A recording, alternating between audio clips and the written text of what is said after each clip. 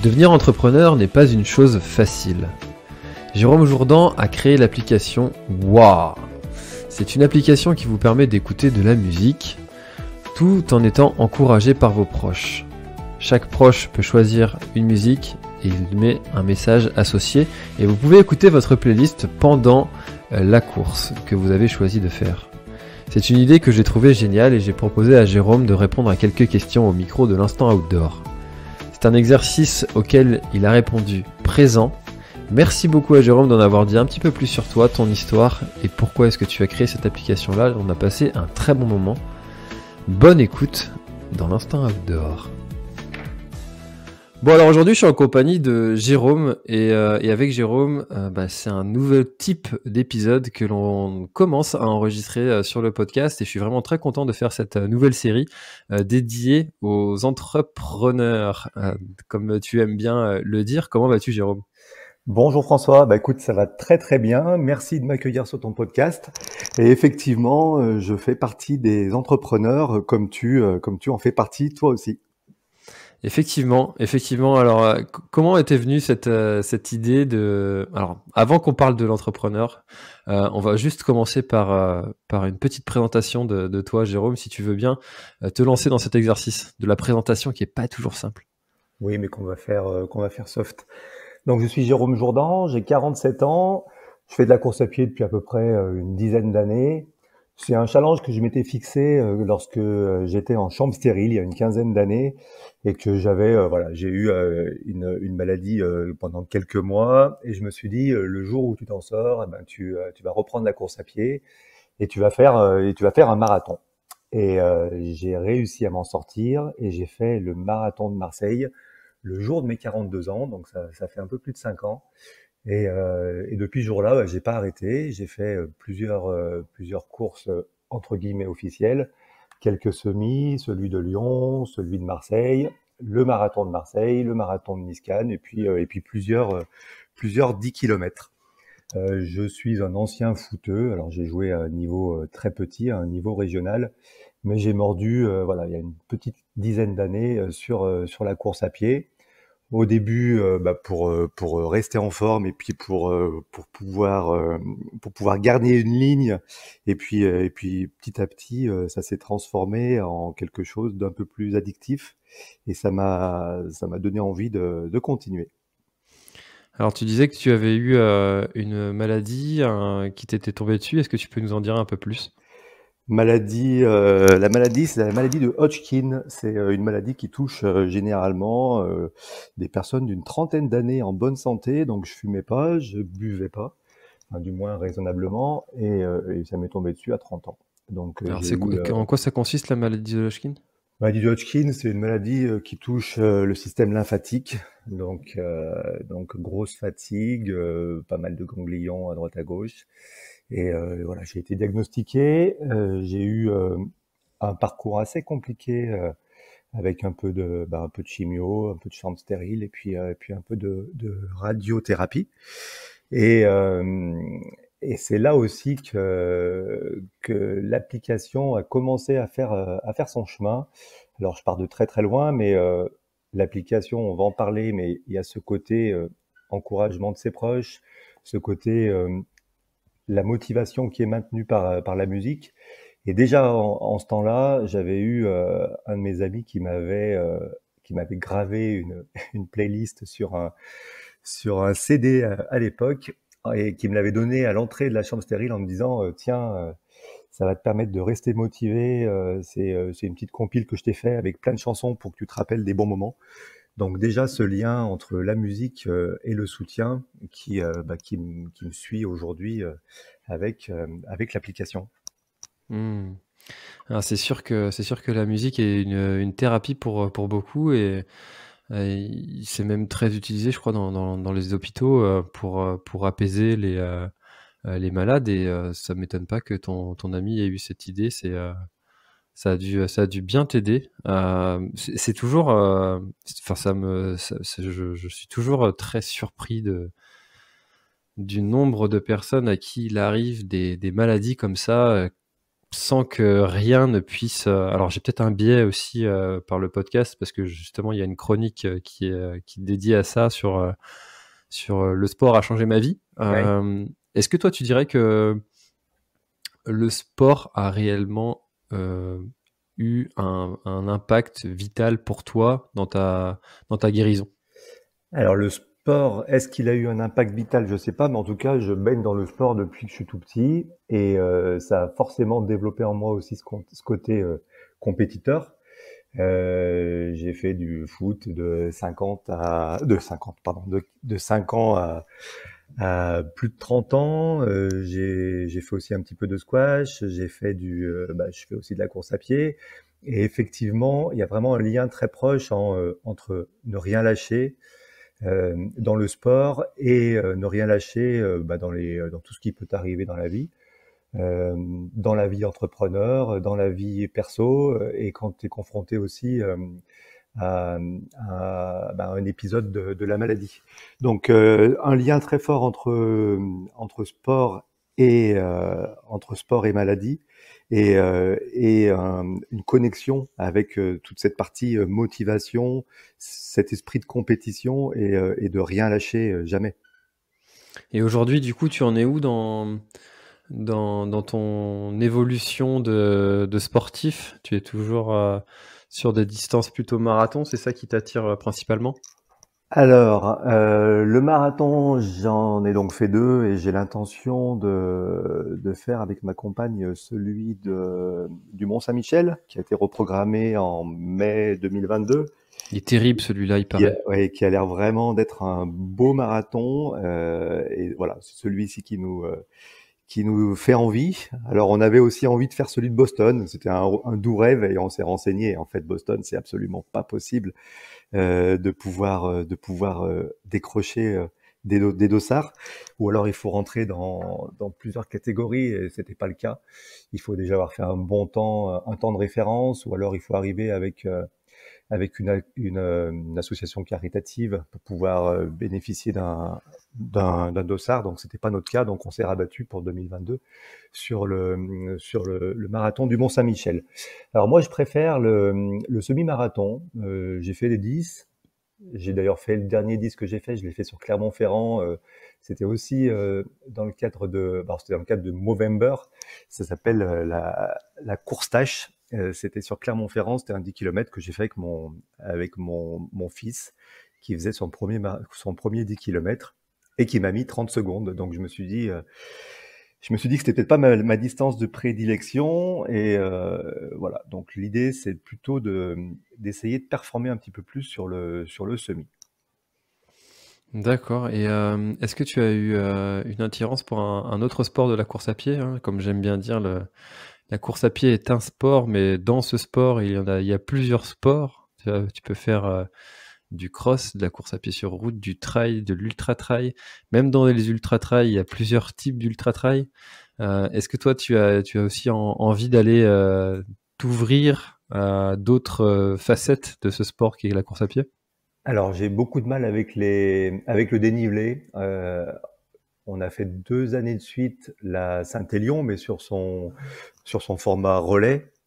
Moi, je faisais les 23 kilomètres de la fin et on l'a fait sur un deuxième format aussi l'année d'après, toujours en relais. Mais j'ai quand même une préférence sur le plat, sur le bitume et sur le plat. Donc, de temps en temps, quand sur une sortie longue, de faire un peu de dénivelé, mais je préfère rester sur du plat, sur de l'urbain. Je trouve que toutes les courses programmées, aussi bien marathon de Paris, semi-marathon de Paris, que les courses urbaines, m'attirent plus les trails ou ultra trails, où voilà, où je pense que je suis pas câblé pour. Hmm. Ah, c'est intéressant hein, de voir comme tout le monde, enfin beaucoup de gens disent que le trail est en train de grignoter sur la route. N'empêche que moi je suis convaincu que la route a encore une de très très longues années devant elle, parce que quand on voit le nombre de runners qui prennent les départs des semi-marathons de Paris ou des marathons de Paris, ou même même pas que de Paris, mais il y a énormément encore de personnes qui s'y intéressent, et c'est chouette aussi d'avoir cette diversité dans la course à pied. Euh, alors, comment t'es venue l'idée de cette application? Alors, tu nous as déjà dit quelques mots, et qu'est-ce qui t'a fait passer à l'action? Alors, je vais te parler effectivement de l'idée. Alors, la musique, c'est vraiment quelque chose de primordial chez moi. J'en ai parlé dans le cadre, voilà, de ce qui s'est passé il y a plusieurs années, mais c'est un compagnon de tous les jours. C'est un compagnon de tous les jours. Je me lève, je mets la musique, j'écoute la musique toute la journée en voiture, alors aussi des podcasts, mais c'est quand même la plupart du temps, je vis en musique. Et je cours en musique. Et lorsque j'ai fait le marathon de Marseille, j'en avais un petit peu ras-le-bol d'écouter toujours la même playlist à chaque fois que je mettais mes running et que je partais courir. Donc du coup, je me suis dit, bah, ça pourrait être sympa de demander à tous mes proches de participer à la playlist que je pourrais écouter le jour J. Donc je l'ai fait de manière vraiment artisanale. J'ai demandé à pas mal d'amis, des membres de ma famille, de me donner une chanson qu'ils souhaiteraient que j'écoute le jour du marathon. Alors je l'ai fait, l'application n'existait pas encore, alors je l'ai fait du coup de manière un peu artisanale.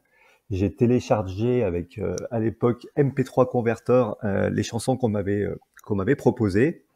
Ça m'a constitué une playlist d'une trentaine de chansons, et le jour du marathon de Marseille, j'ai lancé cette playlist parce que je voulais rompre avec justement la monotonie de ma playlist habituelle, et puis j'avais besoin de découvrir d'autres chansons pour pouvoir rester motivé pendant toute la course.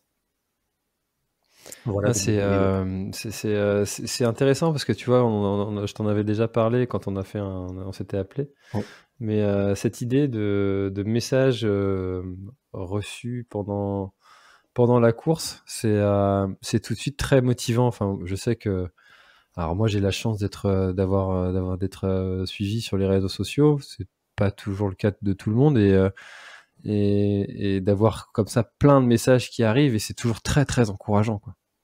exactement. Alors là, sur cette première course, l'idée c'était vraiment d'avoir des chansons de la part des gens, et je me suis rendu compte au fur et à mesure de mon marathon tout l'impact et toute la puissance qu'avaient le, les différentes chansons que je pouvais écouter. J'ai eu des messages, j'ai eu des chansons de la part de mes enfants, j'ai eu une chanson de la part de mon père, de la part de ma grand-mère. Alors je raconte tout le temps la même histoire, mais quand j'arrive au 30e kilomètre et que j'entends la chanson de ma grand-mère elle m'avait choisi, elle va mourir la maman d'Aznavour, et ben, quand tu es au 30e, tu te dis, il y a quand même beaucoup plus sexy. Et, et en fait, j'ai volé. Littéralement, j'ai eu ce coup de boost supplémentaire en me disant, waouh, c'est ma grand-mère qui est en train, qui m'a demandé d'écouter cette chanson en pensant à elle. Et du coup, j'ai doublé pas mal de personnes à ce moment-là. Je voyais les gens, alors tout le monde connaît le mur du 30, hein, mais je voyais les gens, les coureurs qui commençaient à s'étirer, à s'asseoir sur le trottoir. Et moi, ça m'a vraiment boosté. Et j'ai pu, comme ça, traverser ce mur des 30 et finir mon marathon. Donc, à cette époque, il y avait vraiment que les chansons. Et c'est en réfléchissant un peu plus où on s'est dit qu'il manquait quelque chose, il manquait une petite signature afin qu'on puisse vraiment se rappeler de qui avait mis quelle chanson, et qu'on puisse aussi avoir leur encouragement vocaux. Et c'est de là qu'est partie l'idée de Oua. Donc Oua, c'est l'application qu'on a développée et qui est aujourd'hui sur les deux stores. C'est inviter ses proches à participer à la playlist de sa prochaine course par le biais de messages vocaux et de chansons. Ce qui veut dire que pendant que tu es en train de courir, tu entends au fur et à mesure, comme s'ils étaient présents tout au long de ton parcours, des messages vocaux de la part de tes proches. Donc ça peut être ton voisin de quartier, ça peut être tes parents, tes grands-parents ou tes enfants, comme de personnes qui sont plus loin, voire même à l'autre bout du monde, parce que les messages peuvent être envoyés et reçus par SMS ou par WhatsApp. Donc ça crée aussi du lien, ça reconnecte les gens entre eux, et puis ça te booste. et ça te permet de maintenir ta motivation durant tout ton parcours grâce à tous ces messages que tu peux écouter. Je trouve ça aussi intéressant sur le côté surprise, tu sais, de pas savoir exactement qu'est-ce que les gens vont avoir choisi et pourquoi, avec le petit message vocal qui va avec, dire: «Tiens, je t'ai choisi celle-ci pour cette raison», Exactement. ça peut amener aussi différents types d'émotions. Il y a l'émotion boost, l'émotion, un peu, Mais un peu plus émouvant, triste, un peu plus l'émotion, émouvant. ça me fait marrer. Voilà. Exactement. Alors effectivement, toutes les signatures que tu peux avoir et les dédicaces que tu vas avoir, alors tu sais effectivement pas à l'avance ce que tu vas avoir, comme chanson, ni ce que tu vas avoir comme encouragement. Donc des fois, toi, tu peux aussi choisir, les gens à qui tu à qui tu envoies le lien pour participer à la playlist, parce que on n'est pas à l'abri de quelques surprises de la part de certains de tes proches, qui pourraient te mettre des chansons qui pourraient peut-être te perturber ou avoir un effet, différent sur ta course. Et alors moi je suis pas du tout développeur, j'y connais vraiment rien. Quand j'ouvre une application ou quand je télécharge une application, voilà, j'ai l'application, ça me paraît presque normal maintenant tellement on en a. Mais ça représente, quoi comme temps de travail et comme nombre de personnes et comme difficulté? Alors moi non plus, je suis pas du tout développeur. C'est pour ça que dès le début, quand j'ai eu l'idée, bah, j'ai cherché autour de moi le développeur qui pourrait développer le concept, et j'ai trouvé pas très loin de chez moi un développeur qui a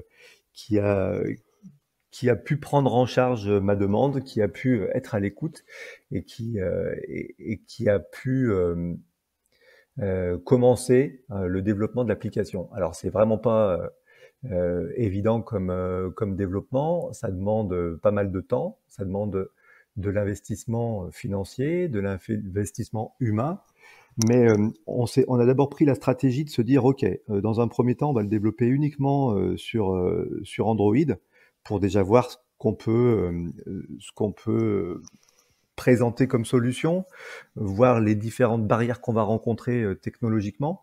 Donc ça nous a pris un petit peu de temps pour, dans un premier temps, avoir ce qu'on appelle un MVP, c'est-à-dire une version de l'application qu'on allait pouvoir faire tester et faire tourner entre nous pour voir si ça fonctionnait.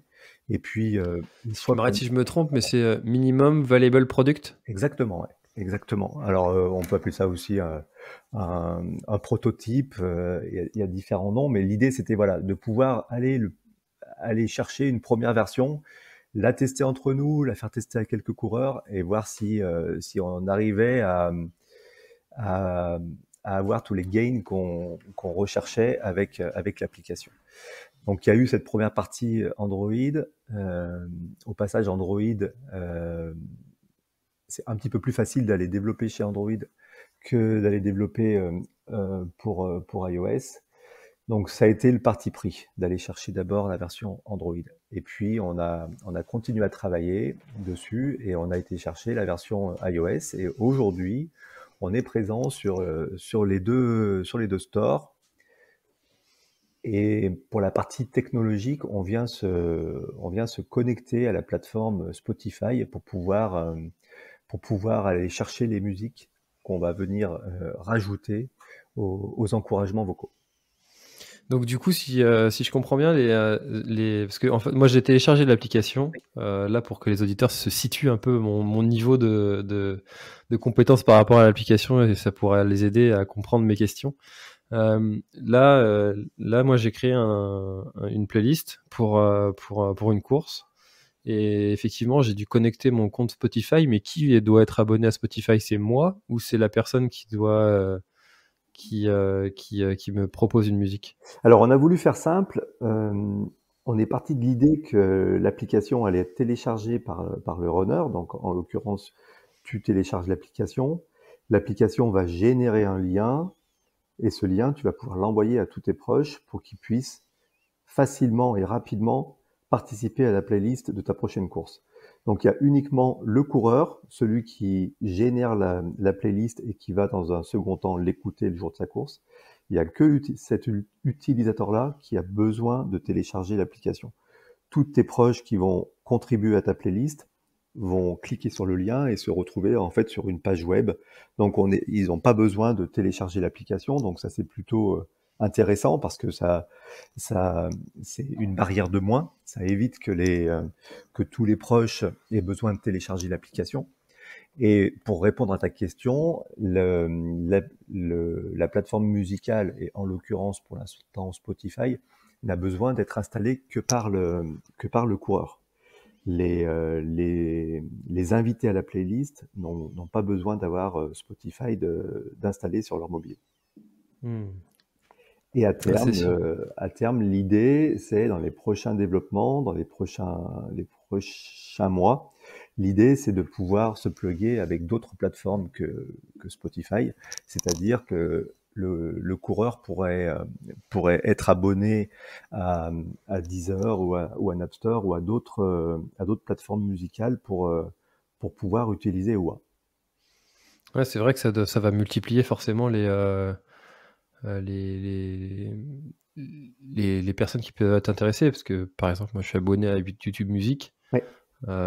Forcément si je veux utiliser l'application, il faut que je prenne un abonnement en plus à Si Spotify. tu veux effectivement avoir les musiques qui s'enchaînent avec tes encouragements vocaux, il faudra effectivement que tu aies dans un premier temps Spotify, mais que par la suite, comme je te le disais, qu'on puisse proposer d'autres plateformes, un peu comme le fait une enceinte Sonos, où au moment où tu la paramètres, ben tu peux choisir l'abonnement auquel tu adhères. Après Spotify, c'est du moins pour le podcast, c'est la plateforme majoritaire. Sur le podcast, la majorité des auditeurs sont dessus. Oui, et c'est moi-même aussi ce que j'utilise pour en écouter. Donc, oui, aujourd'hui, Spotify, c'est le lead. Enfin, en France, pour avoir fait quelques recherches, c'est le leader sur les plateformes de streaming, oui. Alors j'aimerais qu'on parle de ce dont on ne parle jamais. On dit souvent dans le milieu de l'entrepreneuriat qu'on a la tendance à comparer son arrière-boutique avec la vitrine des autres. Quelles sont les difficultés que tu as rencontrées, et est-ce qu'à un moment tu as eu envie de tout arrêter? Alors, heureusement que j'ai cet esprit compétiteur et que j'ai cet esprit de rien lâcher, parce que l'entrepreneuriat que je découvre depuis le mois de janvier, parce que avant j'étais salarié et puis j'ai pris la décision de me lancer pour vraiment porter OA à bout de bras et pour pouvoir en faire quelque chose.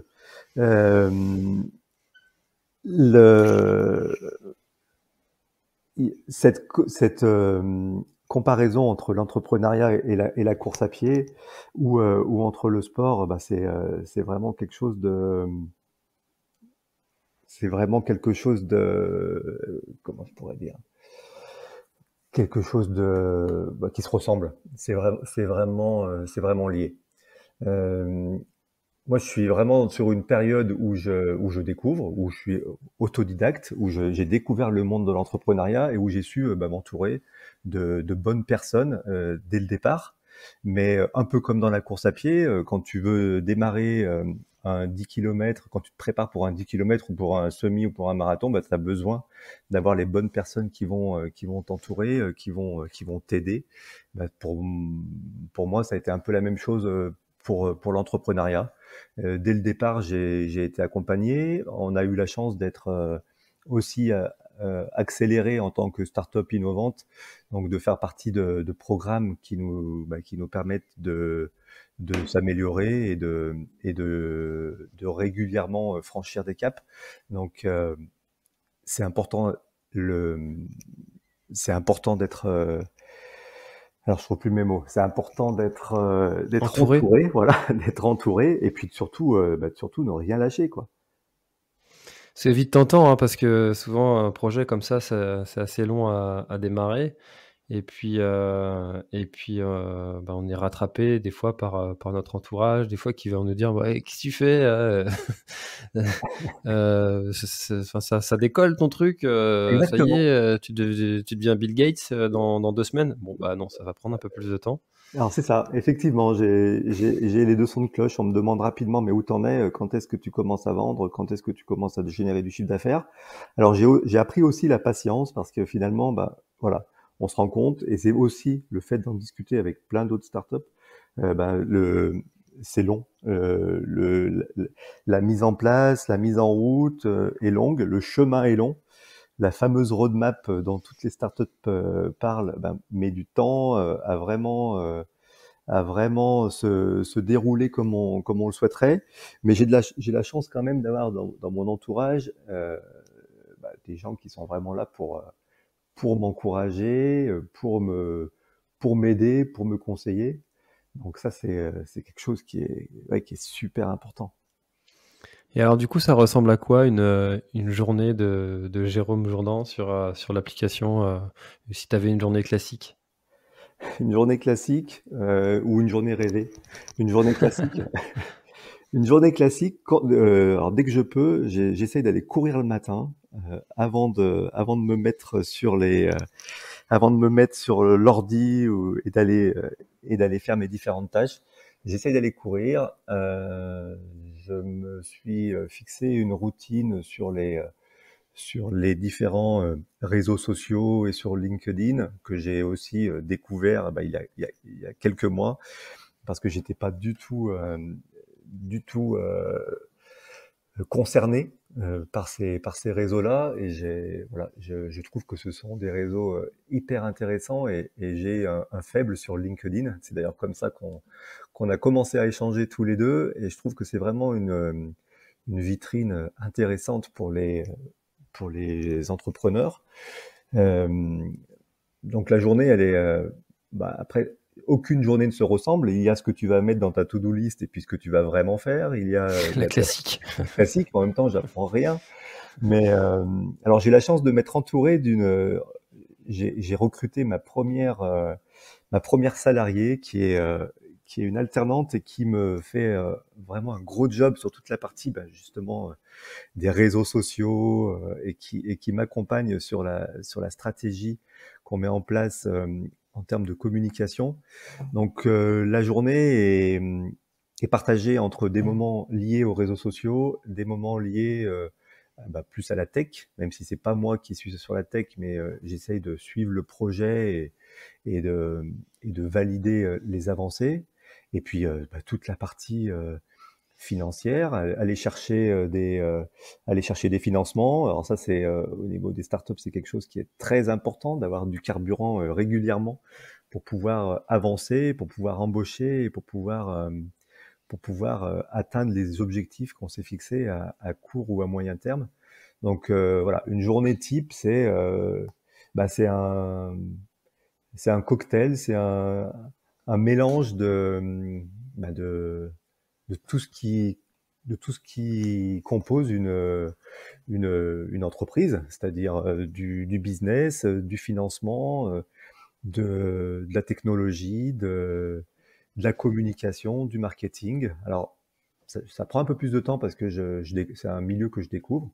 Donc ça prend du temps, mais quand tu regardes dans le rétroviseur, bah, tu peux quand même te dire que tu es quand même satisfait de toutes les étapes que tu as réussi à franchir. Et tout ça en ayant eu la chance voilà, d'intégrer des programmes qui nous permettent aussi de se développer plus rapidement.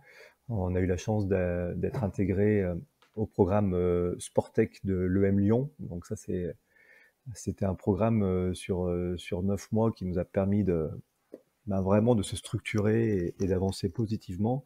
Et puis là, on a été récemment intégré dans un programme du village Baïséa à Grenoble, où là aussi, ben, on rencontre d'autres startups, on rencontre on a accès à des mentors, on a accès à des personnes qui sont vraiment là pour nous élever et pour nous permettre aussi de travailler notre réseau, parce que comme pour toi, dans ton activité, le réseau, c'est quelque chose qui est très important.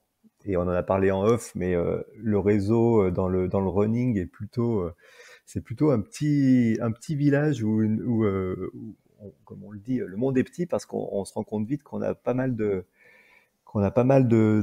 gens en commun dans le milieu du running, et c'est ce qui fait aussi que cette petite famille, ben, euh, est, est vraiment solidaire et qu'on arrive tous à s'entraider en tant que start-upper de la run tech pour avancer tous ensemble.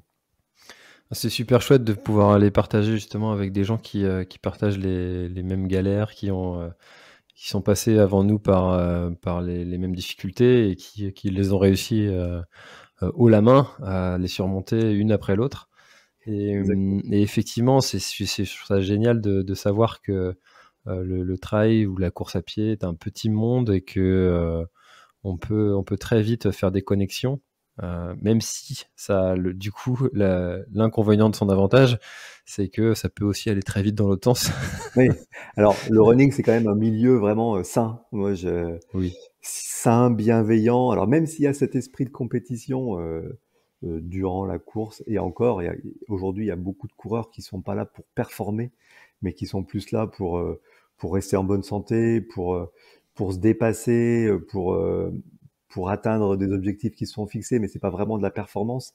Mais en off, quand on se retrouve, on a participé au salon du running de Paris là pour le marathon de Paris, et quand on se retrouve entre plusieurs startups, bah c'est vraiment bienveillant, tout le monde s'entraide, et il y a vraiment une solidarité qu'on voit aussi souvent sur les réseaux sociaux à travers des partenariats ou des collaborations. Mais il y a cet esprit qui moi me plaît beaucoup, où on retrouve beaucoup de bienveillance. Et alors, tu disais que tu avais commencé l'entrepreneuriat cette année, en 2021. Euh, qu'est-ce qui t'a fait quitter ton ancien job? Est-ce que c'était une lassitude de ce boulot-là ou juste un projet auquel tu crois? Tu étais bien là où tu voulais aller, où tu étais, mais envie juste de changement? Alors j'étais très bien là où j'étais. euh, j'étais même en J'avais même des opportunités pour pouvoir être manager d'une équipe, donc c'était un beau challenge qui m'attendait aussi, mais j'avais vraiment envie de tenter cette nouvelle aventure qu'est l'entrepreneuriat. Je crois beaucoup au projet, j'ai beaucoup de personnes autour de moi qui croient aussi au projet. Donc c'est cette motivation de tenter un dernier challenge. Alors voilà, j'ai pas encore la cinquantaine, mais voilà, l'idée c'était de se dire, tente un dernier challenge. C'est toujours, euh, c'est toujours hyper motivant de se lever le matin quand c'est pour ton bébé, quoi, pour ton projet. Alors effectivement, j'ai des choses à travailler, mais intrinsèquement, je sais que toute la partie, euh, toute la partie commerciale de l'entrepreneuriat, c'est-à-dire aller chercher des clients, aller trouver des partenariats. Ça, c'est quelque chose que j'ai au fond des tripes. Et ça, c'est la partie que j'attends avec impatience quand on sera vraiment structuré et qu'on aura vraiment lancé la commercialisation de l'application. Eh ben écoute, c'est vraiment tout le bonheur que je te souhaite, d'avoir cette application-là qui décolle autant que tu le souhaites et qu'elle réussira à trouver son public. Hein. Des fois il y a des choses qui nous intéressent, mais on sait même pas que ça existe. Et donc je serais vraiment très content si l'application pouvait satisfaire plein de coureurs et que ça pouvait justement les aider à accomplir des défis et objectifs qu'ils auront envie d'accomplir. Et surtout Euh, de rester motivé. Alors, j'espère que toi aussi, si tu l'utilises sur ta prochaine course, je crois que c'est au mois de décembre, c'est ça? Exactement, ouais, c'est le premier week-end de décembre. Premier week-end de décembre. Bon, bah, j'espère que tu auras beaucoup de personnes qui vont participer à ta playlist et qui vont te motiver. Bah, merci pour tes encouragements, François. Euh, on a eu vraiment beaucoup de retours, hein, de la part de coureurs qui nous ont dit: «Ah, mais c'est génial, j'y avais pensé, Ah, mais ça existe. Ah, trop cool. J'imagine vraiment mes potes en train de me hurler dans les oreilles parce qu'il faut pas se cacher. Euh, le dimanche matin, quand tu vas démarrer ta course, t'auras pas 30 ou 40 personnes, ou alors c'est que t'es vraiment famous, mais t'auras pas 30 ou 40 personnes qui vont être là le long de ton parcours pour t'encourager. Donc nous, on se substitue à ces, à ces supporters-là qui vont pouvoir rester le dimanche matin dans leur salon pendant que toi, tu es en train de faire ton marathon ou ton ultra trail. Et, euh, et c'est pour cette raison qu'on a aussi créé l'application. Top. Eh ben écoute, il me tarde de l'essayer. Voilà. Pour voir les retours des gens, est-ce qu'ils vont bien pouvoir me mettre comme connerie dans les oreilles.